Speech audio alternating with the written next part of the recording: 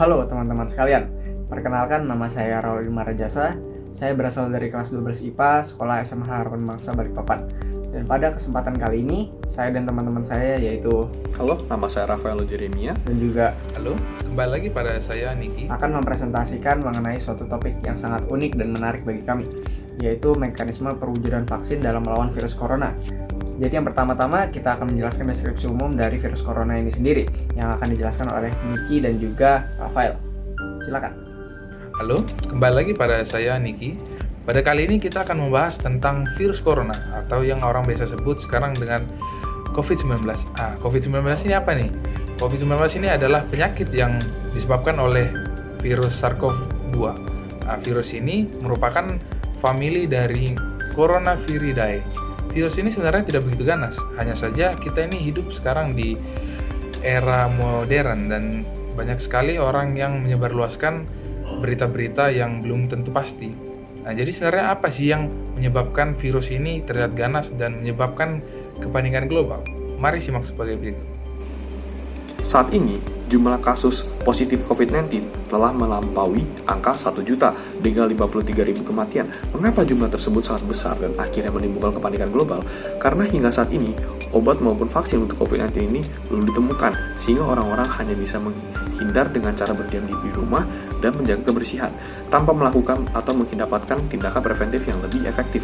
Kondisi yang merugikan banyak sekali orang ini akhirnya mendorong para ilmuwan dan peneliti untuk menemukan vaksin untuk COVID-19 secepat mungkin. Nah, jadi untuk mengakhiri pandemi virus corona, para peneliti itu mengusulkan untuk menginfeksi sukarelawan yang sehat. Jadi para sukarelawan ini akan diberikan suatu vaksin potensial untuk virus corona. Kemudian para sukarelawan ini akan terinfeksi dengan sengaja oleh virus corona. Nah, hal inilah yang biasa disebut dengan Human Challenge Studies atau studi tantangan manusia. Hal ini tentu saja berfungsi untuk membantu mempercepat penelitian untuk menciptakan vaksin virus corona. Dan biasanya vaksin atau obat itu diuji dalam 3 fase, yaitu fase yang pertama berkaitan dengan uji laboratorium atau biasa disebut dengan fase in vitro. Nah, di situ dilakukan suatu pengecekan laboratorium secara berkala terhadap suatu virus atau suatu kuman yang terjangkit menjadi suatu penyakit. Oke. Nah, setelah itu akan dilakukan fase selanjutnya, yaitu fase in vivo, di mana melibatkan pengujian terhadap organisme makhluk hidup seperti hewan. Dan dalam konteks virus corona, kita akan menggunakan hewan berupa tikus. Oke. Selanjutnya, ini melibatkan pengujian terhadap manusia. Di antara lain terdapat 3 fase ya dalam pengujian manusia ini, yaitu yang pertama melibatkan pengujian keamanan di mana seseorang menerima dosis untuk melihat bagaimana mereka bereaksi. Nah, jadi di fase ini itu harus melibatkan kurang lebih 10-an atau kurang lebih selusinan sukarelawan yang sehat. Lalu untuk fase 2 ini melibatkan ratusan orang dan biasanya dilakukan di daerah yang rawan terjangkit penyakit. Fase ini berfungsi untuk melihat seberapa efektifnya dari vaksin itu. Dan fase yang terakhir adalah fase yang juga tentu saja melibatkan pengujian di lapangan seperti fase 2. Tapi di sini kita menggunakan sampel yang lebih besar, yaitu kisaran ribuan orang. Nah, jadi fase ini tuh di mana ribuan orang diberikan vaksin atau sebuah placebo.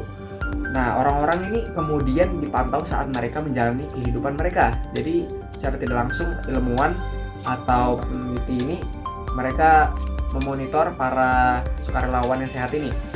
Lalu, ilmuwan atau para peneliti kemudian menunggu sampai cukup banyak orang menjadi terinfeksi virus secara alami untuk melihat apakah vaksin telah melindungi mereka yang divaksinasi. Tentu saja ya, jika secara akal sehat atau secara rasional dengan logis, ini tentu saja membutuhkan waktu yang lama sebelum vaksin tersebut akhirnya disetujui.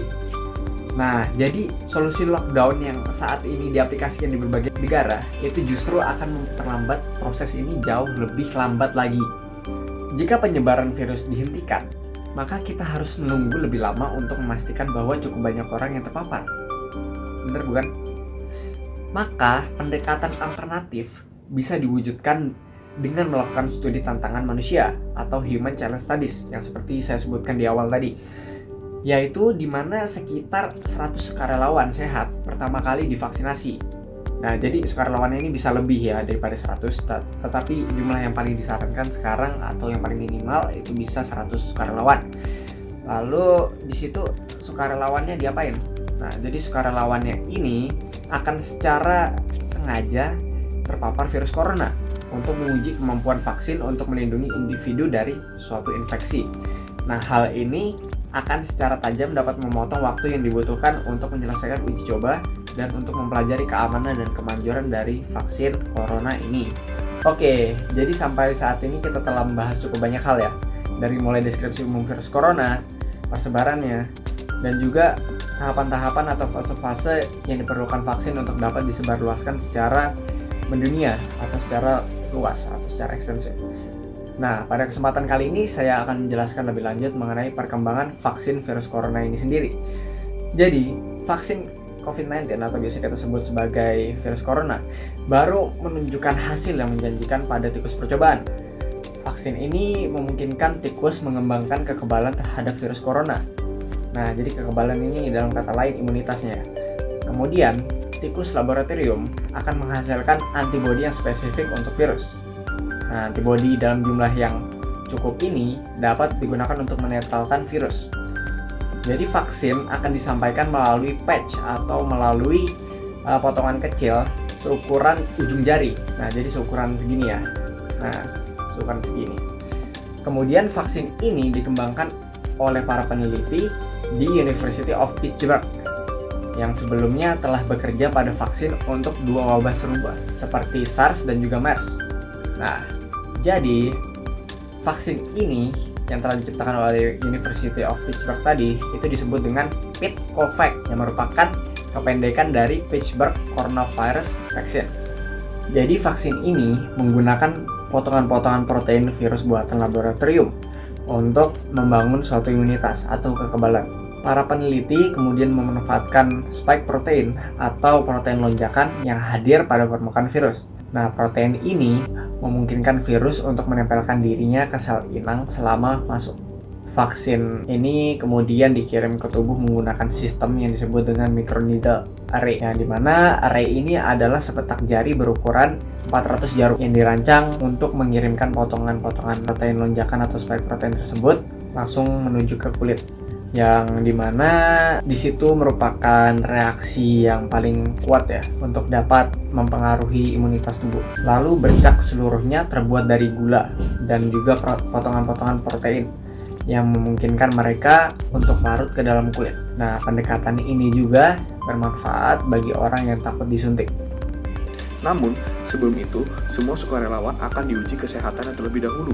Para peserta akan tetap terisolasi selama studi dan akan diikuti dengan cermat untuk memantau bagaimana mereka merespon. Para sukarelawan harus berusia muda, yaitu antara usia 20 hingga 45 tahun. Mereka juga tidak boleh memiliki resiko serius dari infeksi. Ini bukan pertama kalinya para peneliti mengusulkan studi tantangan manusia Human Challenge Studies. Studi seperti ini telah dilakukan di masa lalu dari penyakit yang tidak terlalu parah seperti influenza, demam berdarah, tipus, korela, dan malaria.